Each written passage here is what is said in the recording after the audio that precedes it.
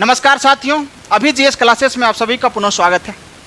हम लोग बायोलॉजी पढ़ रहे थे और बायोलॉजी में पाचन तंत्र जो बहुत ही महत्वपूर्ण चैप्टर है, पाचन तंत्र जिसको हम लोग डाइजेस्टिव सिस्टम कहते हैं, उसकी हम लोग जो है क्लास स्टार्ट किए थे और एक क्लास हम लोग जो है ले चुके हैं। और उसमें आपको बेसिक चीज़ बताया गया कि आखिर पाचन तंत्र जरूरी क्यों है हमारे शरीर में, और पाचन तंत्र केवल हम जो है मनुष्य के पाचन तंत्र की चर्चा करेंगे और किस प्रकार से एग्ज़ाम में क्वेश्चन पूछा जाता है उसकी भी हम लोग चर्चा करने वाले हैं।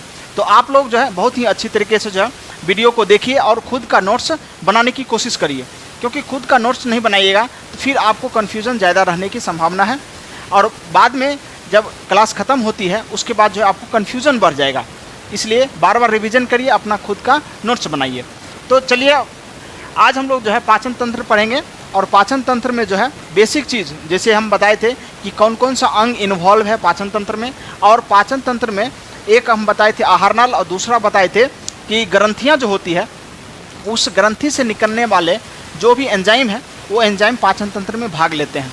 तो हम पिछले क्लास में जो है आपको हम बता चुके थे कि आहार नाल क्या होता है, कौन कौन सा अंग जो है आहार नाल में आता है, और हम लोग जो है मुख के बारे में हम लोग थोड़ा बहुत जानकारी ले चुके हैं, क्योंकि माउथ से ही जो पाचन तंत्र की प्रक्रिया जो है स्टार्ट होती है। आपसे क्वेश्चन भी पूछा जाता है कि मनुष्य में पाचन की क्रिया कहाँ से प्रारंभ होती है, तो इसका आंसर होता है माउथ, यानी मुख। आपका जो माउथ है जहाँ से आप भोजन एंटर करते हैं अपने शरीर में, उसी से जो है पाचन की क्रिया प्रारंभ होती है। तो मुख के अंदर जो है जीभ होता है, उसके बाद जो है आपका जो टीथ होता है, दांत होता है, उसके बारे में हम लोग पढ़ चुके हैं। अगर आप वीडियो नहीं देखे हैं तो पिछला वीडियो जाकर देखिए, वहाँ पर जो है दांत के बारे में पूरी तरीके से आपको बताया गया कि बच्चे में दांत कौन सा होता है, फिर वयस्क में कौन सा दांत होता है, अक्ल का दांत जिसको हम लोग विजडम टीथ कहते हैं उसकी संख्या कितनी होती है, वह कितने वर्ष के एज तक जो है वो मनुष्य में उत्पन्न होता है, और बच्चे में कितने जो है दूध का दांत होते हैं, इस सब की हम चर्चा कर चुके हैं। अगर आपको कन्फ्यूज़न है इसमें तो जाकर एक बार फिर से वीडियो को देखिए। अगर फिर भी क्लियर नहीं होता तो कमेंट बॉक्स में जो आप लिखिए कि सर यहाँ पर समझ में नहीं आया, फिर हम अगले क्लास में जो है आपको समझाने का हम प्रयास करेंगे। तो देखिए आज की क्लास में हम लोग पढ़ेंगे कि मुख के अंदर कौन कौन सी ग्रंथियाँ पाई जाती हैं, क्योंकि देखिए ग्रंथि और आहार नाल ये दोनों को सम्मिलित रूप से जब हम पढ़ लेंगे तब हमारा जो है पाचन तंत्र कंप्लीट होगा, इसलिए दोनों को पढ़ना बहुत ज़रूरी है। तो हम मुख की बात करते हैं। आप लोग हेडिंग डाल दीजिए, लारीय ग्रंथि। लारीय ग्रंथि, देखिए आपका जो माउथ है उसमें जो है जो ग्रंथि पाया जाता है उसको हम लोग लारीय ग्रंथि कहते हैं, और यह 3 जोड़ी यानी कुल 6 होता है, 3 जोड़ी लारीय ग्रंथि पाई जाती है आपके मुख में। तो यहाँ पर आप लिख सकते हैं 3 जोड़ी, 3 जोड़ी। 3 जोड़ी का मीनिंग हो गया कुल कितना, तो 6। कुल 6 जो है आपका लारीय ग्रंथि देखने को मिलता है आपके मुख में, और ये 6 जो है वो अलग अलग जगह पर नहीं रहता है, जोड़ा में रहता है, पेयर में रहता है और एक ही जगह रहता है। 2 एक जगह रहेगा, फिर 2 एक जगह रहेगा, फिर तीसरा जोड़ी जो है एक जगह रहेगा। तो कुल कितना हो गया, तो 3 जोड़ी लारीय ग्रंथि जो है आपको देखने को मिलता है आपके मुख में। अब हम बात करेंगे तीनों का नाम क्या होता है। तो पहला का जो नाम होता है वो बहुत ही खतरनाक है, इसको बोलते हैं पैरोटिड ग्लैंड। पैरोटिड ग्रंथि, इंग्लिश में लिखिए तो इसको इंग्लिश में भी पैरोटिड ही बोलते हैं, पैरोटिड ग्लैंड, पैरोटिड ग्लैंड। तो ये ग्रंथि जो होती है, देखिए तीनों का नाम हम लोग लिख लेते हैं और एक एक करके हेडिंग डालकर जो है तीनों के बारे में हम लोग पढ़ेंगे, क्योंकि क्वेश्चन पूछा जाता है कि कौन सी ग्रंथि स्नेक यानी जो सांप होता है, सांप में जहर ग्रंथि का काम करती है, तो यही ग्रंथि होती है पैरोटिड ग्लैंड। तो पैरोटिड ग्लैंड के बारे में एक लाइन यहाँ पर नोट कर सकते हैं आप। इसी को जो है हम लोग सांपों में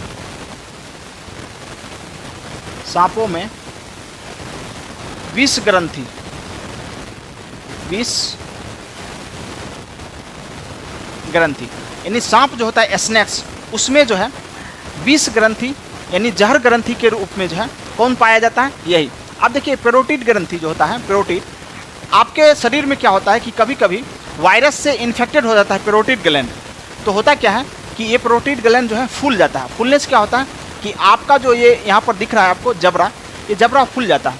फूलने से क्या होता है, आपके अंदर एक बीमारी उत्पन्न हो जाती है जिसको हम लोग गलसुआ बोलते हैं या मम्स कहते हैं।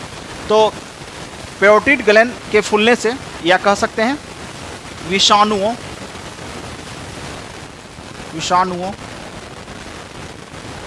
से प्रभावित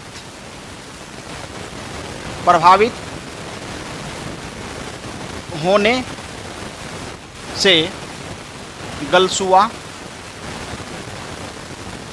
गलसुआ या इसी को बोलते हैं मम्स बीमारी हो जाता है, देखिए जब पैरोटिड ग्लैंड जब वायरस से इफेक्टेड हो जाता है, प्रभावित हो जाता है, तब क्या होता है कि आपका ये जो जबड़ा जो दिख रहा है नीचे वाला, ये फूल जाता है। तो बचपन में आप लोग को ये बीमारी अगर हुआ होगा तो होता क्या है कि आप मेडिकल स्टोर में जाते हैं, वहाँ एक पट्टी मिलता है, वाइट कलर का पट्टी होता है। हमारे जीवन में एक बार ये हुआ था और हमको जो है वाइट पट्टी दोनों साइड जो है लगाना पड़ा था, और कुछ दिनों के बाद धीरे धीरे वो ठीक हो जाता है ना। तो आप लोगों को भी ये हुआ होगा कभी न कभी। तो यही ग्रंथि जो है सांप में जहर ग्रंथि के रूप में कार्य करती है, क्योंकि जहर जो होता है ये इसी ग्रंथि से जो है जहर का उत्पन्न होता है सांपों में। तो याद रखिएगा, स्नेक्स में कौन सा ग्रंथि जो है जहर ग्रंथि के रूप में कार्य करता है, वो आपको याद रखना है। तो पैरोटिड ग्रंथि से 2 क्वेश्चन आपसे बनता है कि पैरोटिड ग्रंथि जो है विषाणुओं से प्रभावित होने से कौन सी बीमारी मनुष्य में होती है, तो मम्स, जिसको आप लोग गलसुआ कहते हैं। चलिए आगे बढ़ते हैं। दूसरा जो ग्रंथि है इसको बोलते हैं सबमैंडिबुलर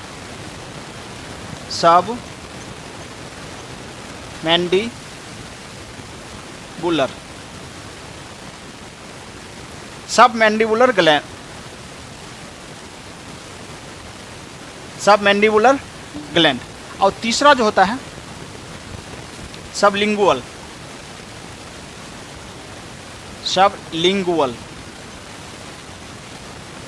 ग्लैंड। अब देखिए, जो पैरोटिड ग्रंथि होता है ये जो है आपको कान के पास पाया जाएगा। ये कहाँ पर पाया जाएगा, तो कान के पास, यहाँ पर लिख लीजिए, कान के पास। ये पैरोटिड ग्रंथि जो है मनुष्य में कान के पास जो है, ये कान जो दिख रहा है उसी के पास जो है दोनों साइड एक एक जो है आपको पैरोटिड ग्रंथि देखने को मिलता है। और पैरोटिड ग्रंथि जो होती है ये सबसे बड़ी ग्रंथि है। ये तीनों ग्रंथि में सबसे बड़ी कौन सी है, पैरोटिड है। अब बीच वाला जो आता है सब मैंडिबुलर, ये बीच में है, बीच वाला है तो बीच में है। और ये कहाँ पाया जाएगा, तो जीभ आपको जो दिख रहा है जीभ, उसके हल्का सा नीचे आप जाइएगा तो वहीं पर जो है आपको ये देखने को मिलेगा। अब सबसे छोटा होता है सबलिंगुअल। ये क्या होता है, सबसे छोटा होता है, सबसे छोटा। ये कहाँ पाया जाता है, तो ये आपको जो है जीभ के नीचे पाया जाएगा। और सब जो मैंडिबुलर है, सब मैंडिबुलर, ये आपको जबड़ा के नीचे पाया जाएगा। जो नीचे वाला जबड़ा है वो जबड़ा के अंदर में ये पाया जाएगा, और कान के पास ये पाया जाएगा। देखिए ये कान के पास, और ये जो हो जाएगा जबड़ा के पास, और ये आपका हो जाएगा जीभ के नीचे। तो ये 3 चीज़ आपको याद रखना पड़ेगा कि पैरोटिड ग्रंथि कहाँ पाया जाता है, तो कान के पास, और ये विषाणुओं से इफेक्ट होने के बाद गलसुआ बीमारी उत्पन्न करता है। और सब मैंडिबुलर जो होता है ये जबड़ा के पास पाया जाता है, और ये इसकी कोई विशेषता खास नहीं है, इसलिए हम जो है आपको नहीं बता पा रहे हैं। अब बात करते हैं सबलिंगुअल की। सबलिंगुअल जो होती है तीनों ग्रंथि में सबसे छोटी होती है, और इसमें जो है ये कहाँ पर पाया जाएगा, तो आपको जीभ के नीचे, जो आपका जीभ जो है, टंग जो है, उसके नीचे आपको देखने को मिलता है। तो इस प्रकार से आप देख लिए कि लारीय ग्रंथि 3 जोड़ी पाई जाती है, और कुल 6 प्रकार की जो है आपको कुल 6 जो है लारीय ग्रंथि देखने को मिलता है। अब बात करते हैं कि लार जो होता है वो, उसका पीएच वैल्यू कभी कभी आपसे पूछा जाता है, तो आप यहाँ पर नोट कर सकते हैं। इसका लार का जो पीएच वैल्यू होता है वो स्लाइटली कह सकते हैं एसिडिक, यानी 6.8 जो है इसका पीएच वैल्यू होता है। अब बात करते हैं कि कभी कभी आपको देखने को मिलता है कि क्वेश्चन पूछा जाता है कि लार जो है प्रतिदिन मनुष्य में कितना जो है उत्पन्न होता है।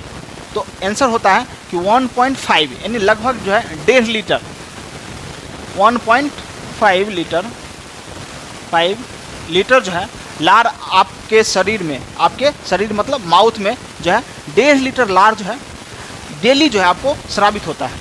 आप लोग कभी देखे होंगे, गौर किए होंगे, आप जब सोते हैं तो कभी कभी क्या होता है कि नाइट में, सभी व्यक्ति नहीं होता लेकिन कुछ व्यक्ति का होता है, नाइट में आप जब सोते हैं तो मुंह खोल कर सोते हैं तो सुबह उठिएगा तो ऐसे करके जो है लगा हुआ रहता है। ये क्या रहता है? यही लार रहता है ना। अब हम बात करते हैं कि लार जो है तो सभी मनुष्य में निकलता है, लेकिन कुछ बच्चों में ज़रूरत से ज़्यादा लार निकलता है। तो क्या होता है, कभी कभी ऐसे टपकने लगता है, तो उसको आप नाम दे देते हैं लेरचुआ, लेर बोलते हैं हम लोग गांव के भाषा में, जो है इसको लेर बोला जाता है। तो लेरचुआ उसको नाम दे देते हैं क्योंकि उसके माउथ से जो है ज़्यादा जो है लार टपकने लगता है। और आप लोग को कोई अगर अचार दिखा दे या कोई मिठाई दिखा दे तो आपके मुंह में जो है ना पानी आने लगता है ना, तो पानी आने लगता है, वही क्या होता है, वो लार है। अगर उसको थोड़ी देर और संभाल कर रखिएगा, अंदर नहीं अगर भेजिएगा, तो वही जो है आपको ये बाहर से आपको इधर की ओर आते हुए देखने को मिलेगा। चलिए, तो यहाँ पर समझ में आ गया होगा कि लारीय ग्रंथि के बारे में। तो 3 प्रकार के ग्रंथि आपको देखने को मिला। अभी हम चर्चा किए ग्रंथि की, लेकिन ग्रंथि तो समझ में आ गया। अब ग्रंथि से कौन कौन सा एंजाइम निकलेगा जो भोजन को तोड़ने में, भोजन को पचाने में सहायक होगा। तो चलिए हम बात करते हैं। तो पहले इसको आप नोट करिए, फिर हम देखेंगे कि इन तीनों ग्रंथि से जो है, यानी तीनों ग्रंथि से सम्मिलित रूप से कौन कौन सा एंजाइम जो है आपके मुख में देखने को मिलता है। तो आप इसको स्क्रीनशॉट ले लीजिए, नहीं तो आप वीडियो को पॉज करके इसको आप नोट कर सकते हैं, अपने कॉपी में इसको नोट करिए। तो चलिए हम लोग जो है इसको इरेज करते हैं। आप लोग स्क्रीनशॉट लेना है तो ले सकते हैं। अब आपको लारीय जो ग्रंथि है वहाँ से कौन कौन सा एंजाइम निकलता है, उस एंजाइम के बारे में आपको जानकारी प्राप्त होगा। अभी आप हेडिंग डाल दीजिए कि मुख में उपस्थित एंजाइम, जो माउथ होता है उसमें कौन कौन सा एंजाइम रहता है, इसके बारे में हम लोग अभी देखने वाले हैं। तो अब एंजाइम की आप लोग बात करिए। इसमें जो है एंजाइम जो पाया जाता है, उसी एंजाइम से यहाँ पर भोजन का क्या होगा, टूटना। एंजाइम, भोजन का टूटने की जो प्रक्रिया होगी वो इसी से देखने को मिलेगा।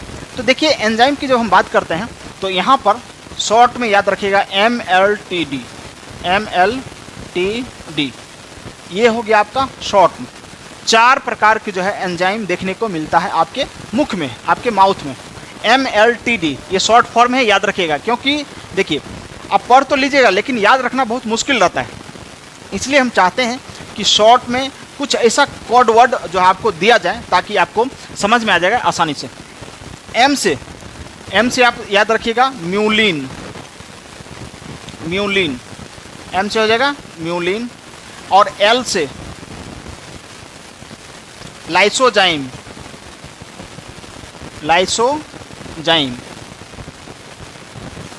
अब बात करते हैं T से टाइलिन,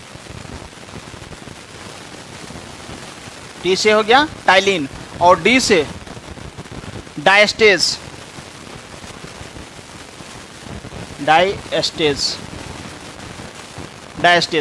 तो ये 4 प्रकार के जो है एंजाइम आपको देखने को मिलेगा। कहाँ पर? तो मुख में जो लारीय ग्रंथि होती है, लारीय ग्रंथि से 4 प्रकार का जो है एंजाइम आपको देखने को मिलेगा।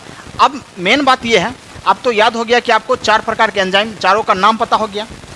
अब नाम पता होने से क्या होता है कि इसका फंक्शन पूछा जाता है कि इसका कार्य क्या है। आपसे क्वेश्चन पूछा जाता है कि इसका क्या कार्य है, या आपसे क्वेश्चन पूछेगा कि मुख में जो भी एंजाइम पाया जाता है वो भोजन के किस तत्व का पाचन करता है। जैसे आप लोग सुने होंगे कार्बोहाइड्रेट, वसा, प्रोटीन, इन सभी में से किसका पाचन जो है मुख में होता है। तो अभी आपको जवाब आंसर मिलेगा। देखिए, म्यूलिन क्या करता है, भोजन को घुला मिला देता है, मतलब चिपचिपा बना देता है। म्यूलिन का काम है चिपचिपा बनाना, भोजन को चिपचिपा बनाना,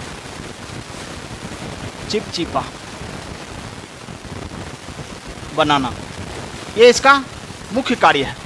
म्यूलिन का कार्य आप लोग देख लिए, इसका कार्य है भोजन को क्या करना, चिपचिपा बनाना। और लाइसोजाइम है, इसका कार्य क्या होगा, कीटाणुओं को कीटाणुओं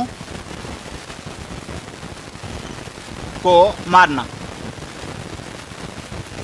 अब बात करते हैं टाइलिन और डायस्टेज। ये दोनों का काम क्या है?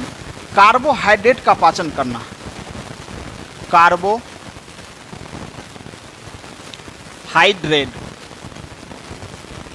कार्बोहाइड्रेट का पाचन करके ये जो है माल्टेज में कन्वर्ट कर देता है। कार्बोहाइड्रेट को जो है किस में तोड़ देता है? माल्टेज में इसको तोड़ देता है। तो देखिएगा तीनों का फंक्शन देखिए, दो का तो अलग अलग है। म्यूलिन क्या करता है? भोजन को चिपचिपा बना देता है। जैसे आप लोग कुछ खाते हैं, खाने की कुछ समय बाद देखिएगा जब दांत जो है आपका दांत काम करके पूरा भोजन को तोड़ तोड़ के एकदम छोटा छोटा पार्टिकल बना देगा, उसके बाद लई की तरह जो है वो भोजन, आप रोटी जैसे खाते हैं कुछ समय के बाद जो है पूरा एकदम मिल जाता है और लई के जैसा वो बन जाता है। तो वही क्या करता है? चिपचिपा। कौन बनाता है? म्यूलिन। अब लाइसोजाइम, आप जो है आप खाना में साफ सफाई नहीं रखते हैं, या मान लीजिए आप बाहर कहीं जाते हैं मार्केट में, और मार्केट में किसी भी दुकान से कुछ भी खरीद के खा लेते हैं। जैसे आप फल मंडी में पहुँचे, फल उठा के खरीद के और खा लिए। ऐसा नहीं करना चाहिए, क्योंकि उसमें जो है बहुत सारे जीवाणु कीटाणु देखने को मिलता है। तो उसको जो है घर लाइए, अच्छी तरीके से उसको धो के साफ करके तब खाइए। लेकिन फिर भी जो है जीवाणु कीटाणु हमेशा रहता ही रहता है। तो जब आप खाना खाते हैं तो देखिए कितना बेहतरीन तरीका से जो है मनुष्य के शरीर का संरचना बनाया गया है। कभी कभी हमको लगता है कि भगवान किस यूनिवर्सिटी में पढ़ के आए थे। इतना बेहतरीन तरीका से मनुष्य का जो बॉडी है, जो संरचना बनाया गया है, बहुत ही एकदम बेहतरीन तरीका से बनाया गया है। देखिए कितना ध्यान रखा गया कि मनुष्य जो है कहीं से कुछ उठाकर खा लेगा। जैसे आप खेत में जा रहे हैं, खेत में गन्ना तोड़ के खा लिए, तो गन्ना जब तोड़ के खाते हैं तो बहुत सारा कीटाणु जीवाणु जो है आपके शरीर के अंदर चला जाता है। तो जब आपके मुख में पहुंचता है तो वहाँ पर बैठा हुआ है कौन? लाइसोजाइम। लाइसोजाइम कहेगा रुक रुक, यहीं पर रुको, बाहर चले जाओ, जिधर से आए तुम उधर चले जाओ, नहीं तो यहीं पर मार देंगे तुमको। तो शरीर के अंदर पहुँचने नहीं देता है कौन? लाइसोजाइम। लाइसोजाइम कहता है कि जो भी कीटाणु है वो सब मर जाओ। इसका काम ही है, एक तरह से पुलिसमैन है, मुख का पुलिसमैन है। और यहीं से जो है कीटाणु देखता है, या तो मर जाता है और नहीं तो वापस भाग जाता है। वापस भागने का चांस तो है नहीं, और थोड़ा सा चांस तब बनता है जब हम लोग सलाइवा जब हम बाहर की ओर फेंकते हैं, थूक के माध्यम से फेंकते हैं, तब वो बाहर की ओर जाता है। नहीं तो लाइसोजाइम जो है कीटाणु को मार देता है। उसके बाद टाइलिन, सबसे फेमस क्वेश्चन यही है टाइलिन का, गौर करिएगा, यही है सबसे फेमस क्वेश्चन और सबसे अधिक यही बनता है। मुख में जो लार बनता है, जितना लार, उसमें सबसे अधिक कौन बनता है? टाइलिन। टाइलिन का काम क्या है? तो कार्बोहाइड्रेट का पाचन करना। तो गौर करिएगा कि आपके शरीर में सबसे पहले किस पदार्थ का पाचन प्रारंभ होता है? तो याद रखिएगा कार्बोहाइड्रेट का प्रारंभ होता है। और कहाँ प्रारंभ होता है? तो आपके मुख में, आपके माउथ में ये प्रारंभ होता है। और आगे हम बात करेंगे एक और जो है डायस्टेज, इसका भी कार्य है, यानी दोनों का काम जो है, टाइलिन का और डायस्टेज दोनों का काम जो है कार्बोहाइड्रेट को किस में कन्वर्ट कर देना? माल्टेज में कन्वर्ट कर देना। तो इस प्रकार से आप मुख में देख लिए कि भोजन का पाचन हो चुका है थोड़ा सा, किसका? तो कार्बोहाइड्रेट का पाचन हो चुका है। तो आप लोग जो है इसको नोट करिए। शॉर्ट में याद रखने का तरीका है कि मुख में जो जो एंजाइम आपको देखने को मिलेगा, MLTD 4 से 5 बार पढ़िए, आपको याद हो जाएगा और इसका फंक्शन भी आपको जो है बहुत ही अच्छी तरीके से याद हो जाएगा। इसके बाद हम लोग जो है भोजन को भेजेंगे इस पाइप के माध्यम से। देखिए ये पाइप जो आपको दिख रहा है, ये गर्दन वाला जो पाइप है, इस पाइप को बोलते हैं ओइसोफेगस। ओइसोफेगस बोलते हैं इसको। तो इसको जो है जब हम पढ़ेंगे तो इसमें भोजन का पाचन नहीं होगा। सिर्फ क्या होगा, ये पाइप है, भोजन को मुख से जो है पेट तक पहुंचाने के लिए ये पाइप यहाँ पर दिया गया है ना। तो चलिए आप लोग जो है इसको स्क्रीनशॉट ले लीजिए, नहीं तो इसको वीडियो पॉज करके आप लिख सकते हैं। अगला हेडिंग दे दीजिए आप लोग, ओइसोफेगस। ओइसोफेगस, इसकी लंबाई जो है मनुष्य के लंबाई पर डिपेंड करता है। जितना बड़ा मनुष्य होगा, आप मान लीजिए कोई जिराफ जैसा है तो उसका गर्दन भी बड़ा होगा, तो गर्दन बड़ा होगा तो ओइसोफेगस इसका भी बड़ा होगा ना। तो ओइसोफेगस जो होता है, आप हेडिंग डाल दीजिए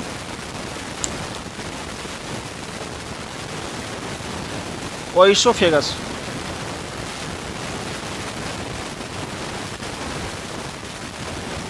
ओइसोफेगस, ओइसोफेगस। देखिए ओइसोफेगस जो होता है ये कुछ नहीं है, ये एक पाइप है। ये क्या है? एक पाइप है। और इस पाइप का लंबाई जो है ये डिफरेंट रहता है, 20 से लेकर 25 सेंटीमीटर 25 सेंटीमीटर तक जो है आपको देखने को मिलेगा। और आपको पहले ही बोल दिए हैं कि ये मनुष्य की लंबाई पर डिपेंड करेगा। जितना बड़ा मनुष्य होगा, जैसे आप लोग देखे हुए कपिल शर्मा शो, तो कपिल शर्मा शो में एक व्यक्ति है जिसका नाम है कीकू शारदा। कभी कभी औरत का रोल करती है, कभी कभी नहीं, मैक्सिमम टाइम देखते हैं। आजकल देख रहे हैं कि वो भैंसिया वाला वो तबेला का रोल कर रहे हैं वो। तो देखिए कीकू शारदा, कभी कभी उस पर कमेंट किया जाता है कि तुम्हारे पास तो गर्दन है ही नहीं, मतलब ये जो आपको दिख रहा है ओइसोफेगस, ये बहुत ही छोटा है, उनके पास नहीं के बराबर दिख रहा है एकदम। ये गर्दन जो है एकदम चिपका हुआ है यहाँ पर शोल्डर में। तो क्या होगा, उनके ओइसोफेगस की लंबाई बहुत ही छोटी होगी। तो मनुष्य के शरीर के जो संरचना है या कह सकते हैं लंबाई है, उस पर डिपेंड करता है कि इसकी लंबाई कितनी होगी। इसका काम क्या है, तो इसका कार्य देख लेते हैं। तो इसका कार्य होगा भोजन को पेट यानी स्टमक, पेट तक पहुंचाना, पेट तक पहुंचाना। इसका कार्य क्या हो गया, तो भोजन को जो है पेट तक पहुंचाने का कार्य किसके द्वारा किया जाता है, तो यही ओइसोफेगस के द्वारा ये किया जाता है। अब हम बात करते हैं कि इसमें पाचन होता है या नहीं। तो लिखिएगा, इसमें भोजन का पाचन नहीं होता है, पाचन नहीं होता है। चलिए, तो यहाँ से ये नोट कर सकते हैं कि इसमें भोजन का जो है पाचन नहीं होता है। सिर्फ क्या होता है, ये एक रास्ता है, ये एक पाइप है जिसके माध्यम से भोजन जो है कहाँ तक पहुँचता है, तो स्टमक यानी पेट तक पहुँचता है। इसमें भोजन का पाचन नहीं होता है। अब हम बात करते हैं कि एक बहुत ही अच्छा क्वेश्चन इससे पूछा जाता है कि भोजन जो है किस प्रक्रिया के माध्यम से पेट तक भोजन पहुंचता है, मुख से लेकर पेट तक। तो उस प्रक्रिया का नाम है कर्माकुंचन। यहाँ पे लिख लीजिए कर्माकुंचन।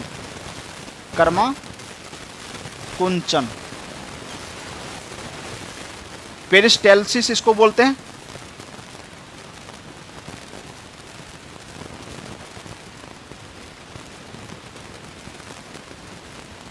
पेरिस्टाल्सिस, कर्माकुंचन जो प्रक्रिया होता है, जैसे कर्माकुंचन क्या होता है, जैसे आप खाना खाते हैं, खाना खाने के बाद जब भोजन पूरी तरीके से जो है म्यूलिन के द्वारा एकदम चिपचिपा बना दिया जाता है और कुछ पाचन हो जाता है, तो धीरे धीरे करके आप जो है भोजन को कहाँ भेजते हैं, पेट में भेजते हैं। तो पेट में जब भेजते हैं उस समय देखिएगा ओइसोफेगस जो आपका है वो ऊपर नीचे ऐसे ऐसे करता रहेगा, ऐसे करता रहेगा। तो जो ऐसे ऐसे होता है ना, उसी को बोलते हैं कर्माकुंचन। इसी कर्माकुंचन की प्रक्रिया के द्वारा जो है भोजन कहाँ पहुँचता है, आपके पेट तक पहुँच जाता है ना। तो इतना ही चीज़ आपको याद रखना है, ओइसोफेगस।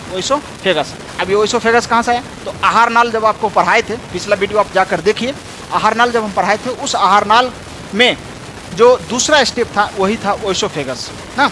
तो ओइसोफेगस के बारे में आपको प्राप्त हो गया जानकारी। इसकी लंबाई कितनी होगी, 20 से 25 सेंटीमीटर।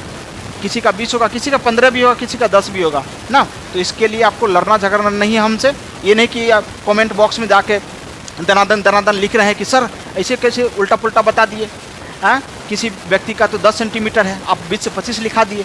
तो आपको हम पहले ही बता चुके हैं कि ये मनुष्य की लंबाई पर, जो गर्दन की लंबाई है उस पर डिपेंड करेगा कि जो है ओइसोफेगस की लंबाई कितनी होगी। चलिए आगे बढ़ते हैं। अब जो है भोजन पहुंच जाएगा पेट में। अब हमको जो है पेट का फोटो बनाना पड़ेगा। आप लोग इसको नोट कर लीजिए, फिर हम इसको इरेज करके और आगे जो है पेट का फोटो बनाएंगे और उसके बाद देखेंगे कि पेट में किस प्रकार से पाचन होता है भोजन का। तो चलिए आगे बढ़ते हैं। आप लोग इसको नोट कर सकते हैं। पेट का फोटो बनाना है। अब फोटो अच्छी तरीके से आप लोग भी बनाइए। जब तक फोटो नहीं बनाइएगा तब तक जो है आपको समझ में नहीं आएगा, इसलिए फ़ोटो बनाना बहुत ही ज़रूरी है। बायोलॉजी पढ़ना है तो फ़ोटो बनाना आना ही चाहिए, लेकिन फ़ोटो की ज़रूरत बहुत कम होगी। क्यों? क्योंकि आप लोग 10th क्लास के बच्चे नहीं हैं कि आपको फ़ोटो पूछा आ जाएगा बनाने के लिए एग्ज़ाम में। आप जो है गवर्नमेंट जॉब का प्रिपरेशन कर रहे हैं, तो गवर्नमेंट जॉब का प्रिपरेशन करने के दौरान जो है आपको सिर्फ जो है आपको क्वेश्चन आंसर आना चाहिए, क्योंकि ऑब्जेक्टिव क्वेश्चन का आप प्रिपरेशन कर रहे हैं। ऑब्जेक्टिव क्वेश्चन में फिगर, हाँ समझ में आना चाहिए कि फिगर होता क्या है, क्योंकि फिगर वाला भी क्वेश्चन आ जाता है कभी कभी। ये नहीं कि फिगर बनाने के लिए देगा आपको, ये कभी नहीं देगा। चलिए तो अब हम जो है थोड़ा स्टमक का फ़ोटो बनाते हैं। देखिए ये तो हो गया आपका ओइसोफेगस।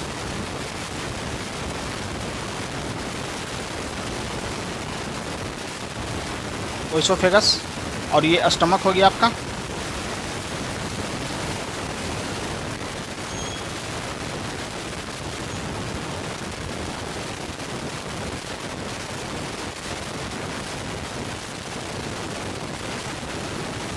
स्टमक का फोटो बना लीजिए अच्छी तरीके से आप लोग।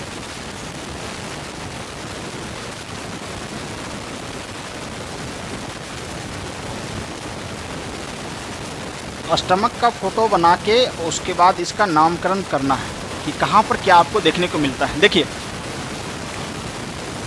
1 लेयर, 2 लेयर, एक और लेयर बना सकते हैं इसको।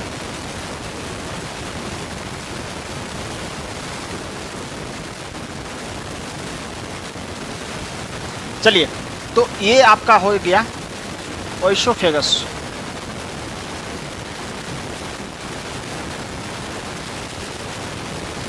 ओइसोफेगस, और ये आपका स्टमक हो गया। स्टमक को हम लोग 3 पार्ट में डिवाइड करेंगे। स्टमक को 3 पार्ट्स में हम लोग डिवाइड करेंगे।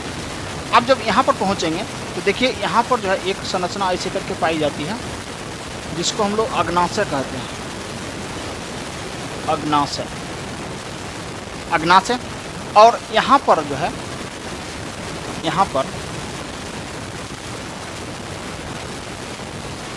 ये एक थैली पाया जाता है, और यहीं से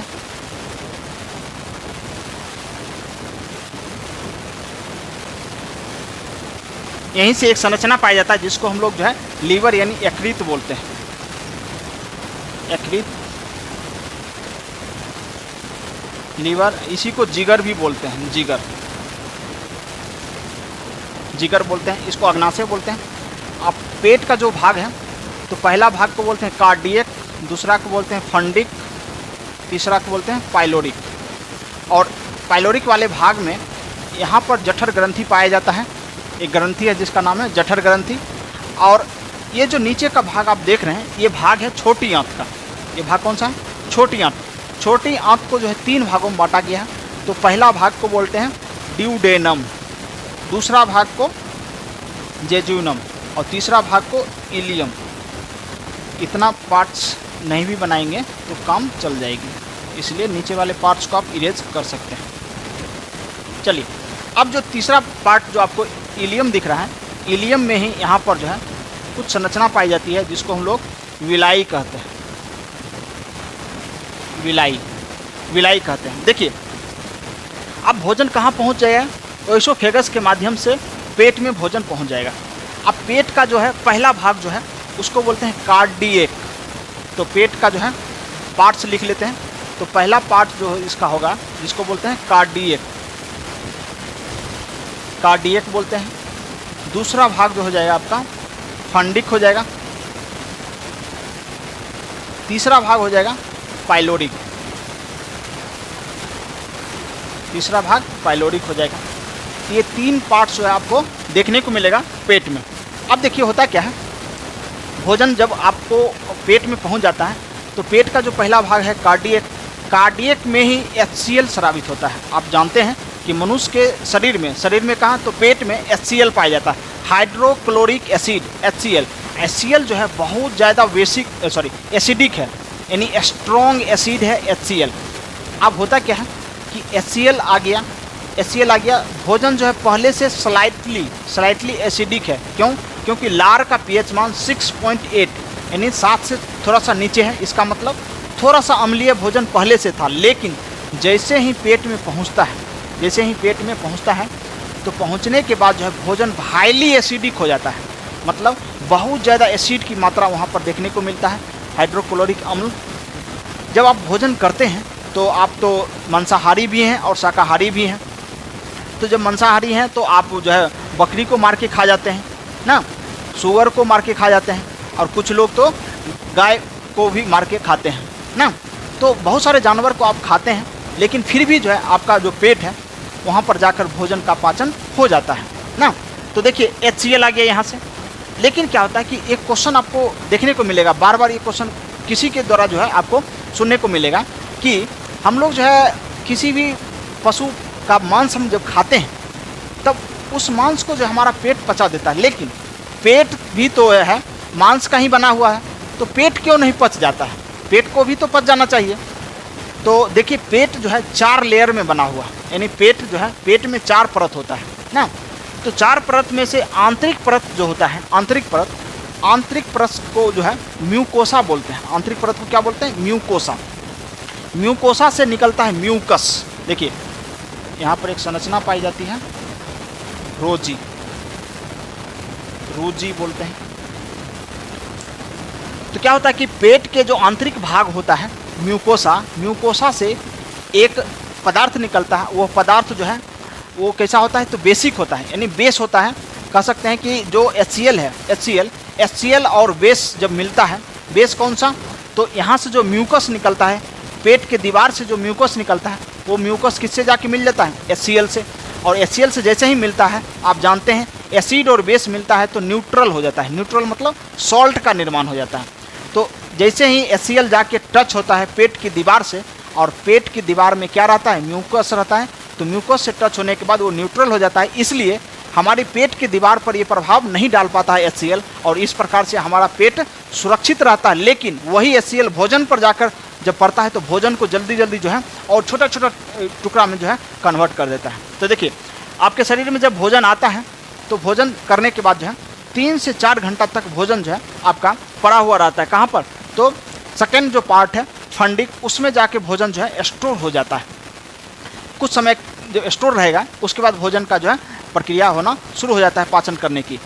अब देखिए कभी कभी आपसे देखा जाता है, कभी कभी नहीं, हमेशा सभी लोगों को ये समस्या होती है कि भोजन करने के बाद आलस आने लगता है, नींद आने लगता है। ऐसा क्यों होता है? कभी आप सोचे हैं कि भोजन करने के बाद जो है आपको आलस क्यों होता है, आपको नींद क्यों आने लगता है, नींद क्यों आने लगता है? देखिए इसका सिंपल सा रीज़न ये है कि जब आप भोजन करते हैं और भोजन करने के बाद जब भोजन शरीर में जाता है तो भोजन को जो है पचाने के लिए अधिक ब्लड की आवश्यकता होती है, रक्त। और रक्त क्या होता है? शरीर के विभिन्न भागों से जो है ब्लड जो है कहाँ की ओर आ जाता है? पेट में। और ब्रेन का भी ब्लड जो है कहाँ पर आ जाता है? पेट में। ब्रेन के पास जो है ब्लड की कमी हो जाती है। अब ब्लड में होता है ऑक्सीजन, ऑक्सीजन की भी कमी हो जाती है। इससे जो है आपको सोने के लिए जो है ऐसा लगता है कि हमको नींद आने लगता है खाना खाने के बाद। लेकिन कुछ समय के बाद जो है सफिशिएंट वहाँ पर ब्लड उपलब्ध हो जाता है, और जो एक्स्ट्रा बच जाता है वो फिर वापस अपने स्थान पर चला जाता है। और पाचन की प्रक्रिया जब प्रारंभ होती है उसके बाद धीरे धीरे ब्लड जो है अपने अपने जगह जो है जाना प्रारंभ हो जाता है। उसके बाद जो है आपको नींद की समस्या नहीं होती है। तो ऐसा देखने को मिलता है। चलिए आगे बात करें।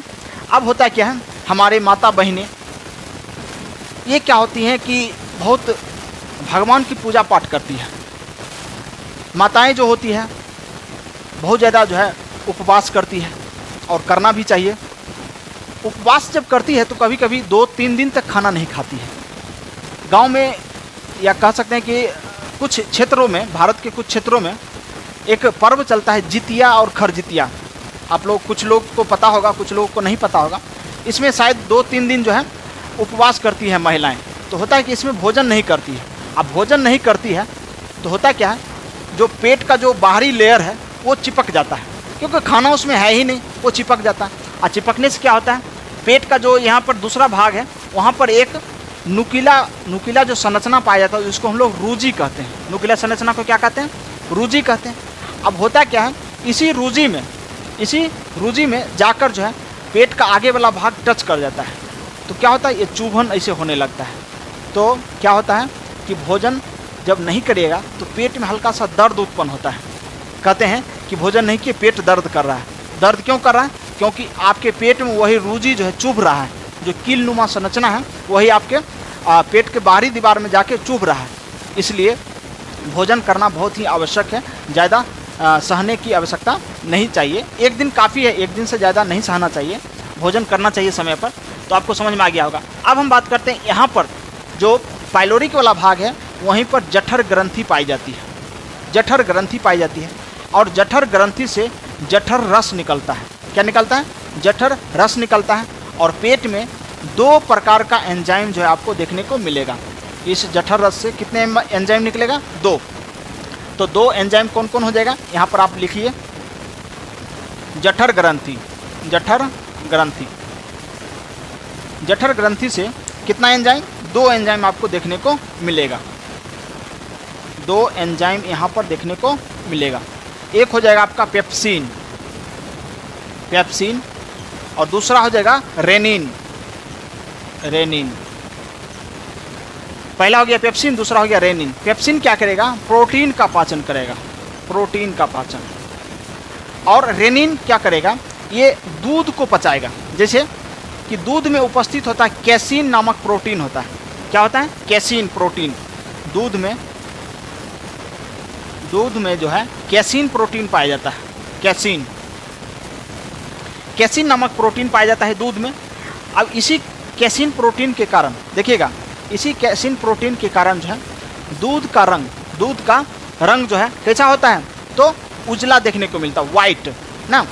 और कैरोटीन, एक और प्रोटीन पाया जाता है जिसका नाम है कैरोटीन। कैरोटीन के कारण दूध का रंग पीला होता है और कैसीन के कारण दूध का रंग क्या होता है? उजला होता है, वाइट होता है।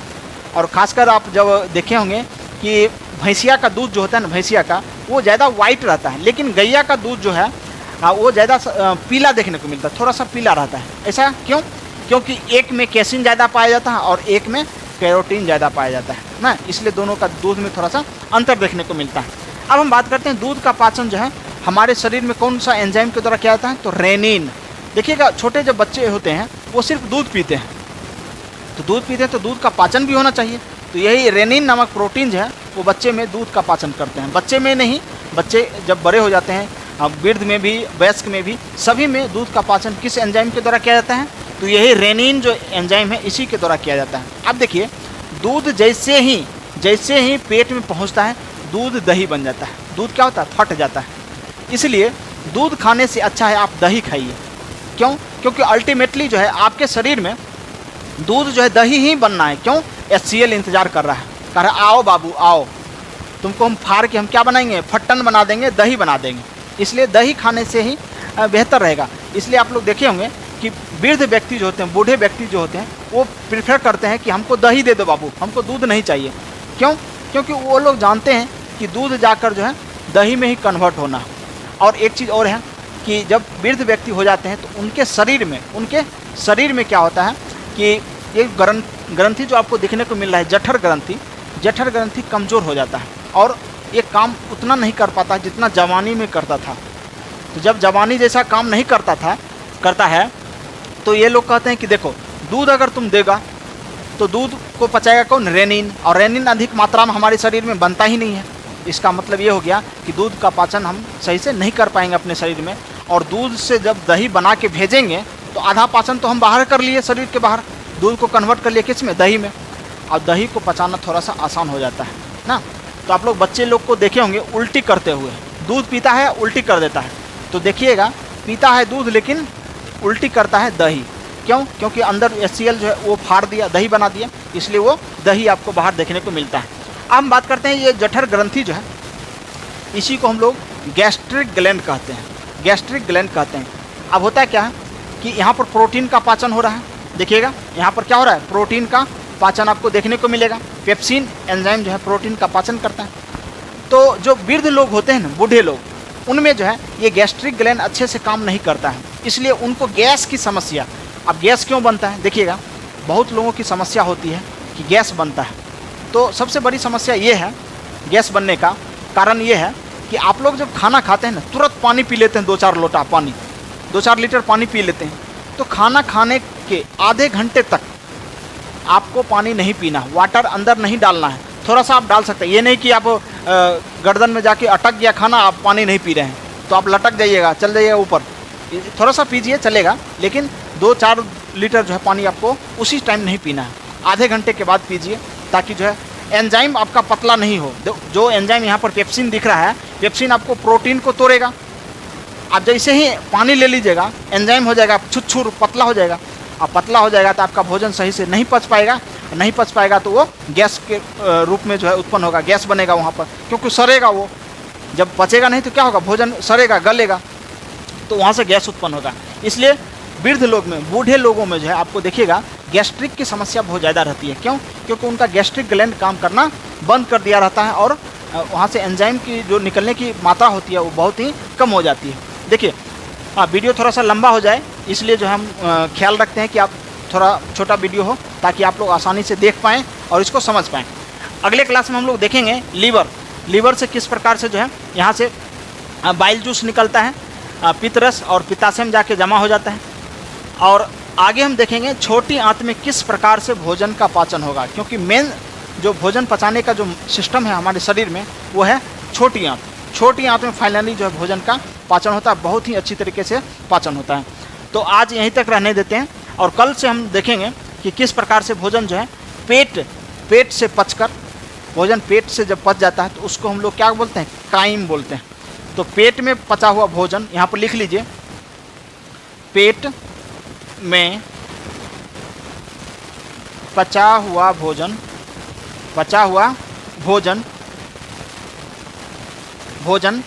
काइम कहलाता है। काइम कहलाता है। पेट में पचा हुआ भोजन क्या कहलाता है, काइम, जो मिल जाता है पूरी तरीके से, अच्छी तरीके से। यहाँ पर क्या बनता है, देखिए प्रोटीन का पाचन होता है और मुख्य में आपका क्या हुआ था, कार्बोहाइड्रेट का पाचन हुआ। तो इस प्रकार से दो चीज़ों का पाचन प्रारंभ हो चुका है, लेकिन एक चीज़ अभी भी बचा हुआ है, बसा का पाचन अभी हम देखेंगे। छोटी आंत में जाकर बसा का पाचन वहाँ पर स्टार्ट होगा और फाइनली छोटी आंत में जाकर भोजन का पूर्ण रूप से पाचन हो जाता है। तो आप अपने आसपास के लोगों से मिलजुल कर रहिए और उनसे अच्छी व्यवहार करिए, ताकि आपको पढ़ने में कोई परेशानी, कोई समस्या उत्पन्न नहीं हो। और अपने आप को एक ऐसा बेहतर इंसान बनाइए ताकि महिलाएं आपके साथ सजग, सुरक्षित और सम्मानित महसूस कर सकें। मिलते हैं नेक्स्ट क्लास में। जय हिंद।